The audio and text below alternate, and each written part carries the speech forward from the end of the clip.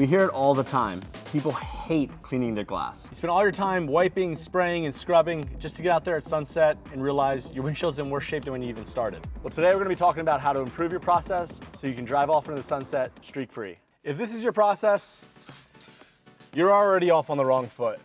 So there's a few things you need to control when you're doing this process of cleaning your windows. And the first one is make sure you have a quality glass cleaner. Second one, throw that paper towel out the window. You're gonna need a good quality microfiber. And then the last thing, you're gonna have to have access to everything you're trying to clean, and a reach and clean tool does just that. All right, so we threw that paper towel out the window, and now we're moving on to a waffle weave microfiber on top of the reach and clean tool like this. What's nice about using a tool like this is gonna improve the access you have to the windshield into some of those tighter spots.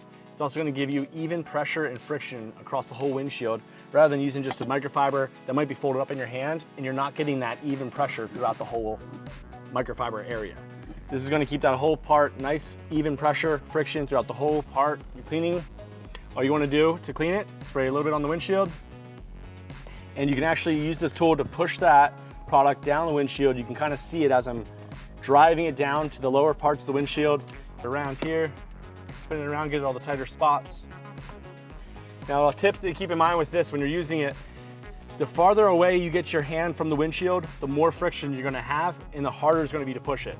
So if you need to get a scrub on a tighter spot or maybe a spot that's a little bit grimier, you pull that away from the windshield, you'll scrub a little bit harder, and then when you want to glide nice and smooth, you just bring your arm in the same angle as the windshield, and you can glide nice and smooth with it without having too much friction. One of the most important things in making sure you have a streak-free windshield is making sure that the thing you're using to clean it is clean. So you're not transferring any of that dirt from this back onto the windshield. So what's nice about the Reach and Clean tool, it's just a quick change. You can change it as fast as now, just slap it back on there, and now you have a nice dry one, and you can go through and do a final polishing if you need to. Now, while we're partial to the Reach and Clean tool, it doesn't always make sense to use this for every surface of glass or mirrors or anything like that inside the vehicle. So if we're doing something like a rear view mirror, it's where a nice waffle weave microfiber comes in handy. You can spray right on the rear view mirror, wipe that down with that. These are super absorbent.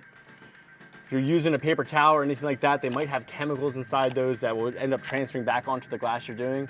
They might do great for wiping off things off your countertops or cleaning up some mud off the floor, but if you're trying to get something super clear and transparent to see through, you definitely want to have that process nailed down to a clean microfiber and a good quality glass cleaner to do the job. My personal favorite use of the Reach and Clean tool has honestly got to be getting these back windows on any kind of sedan. Reason being is no matter what kind of microfiber or anything you're using, it's almost impossible to jam your fingers down back where like there's a brake light on some of them, or even where just like the plastic or the fabric meets the window. This Reach and Clean tool is just absolutely perfect for that. I usually like to spray a little bit onto the windshield, and then you tilt the flat side of this down towards the bottom, just like you would for the windshield, the front, and you just drive that down, and you can easily have access to the entire back window without being up inside there, trying to reach your hand to just jam it up inside.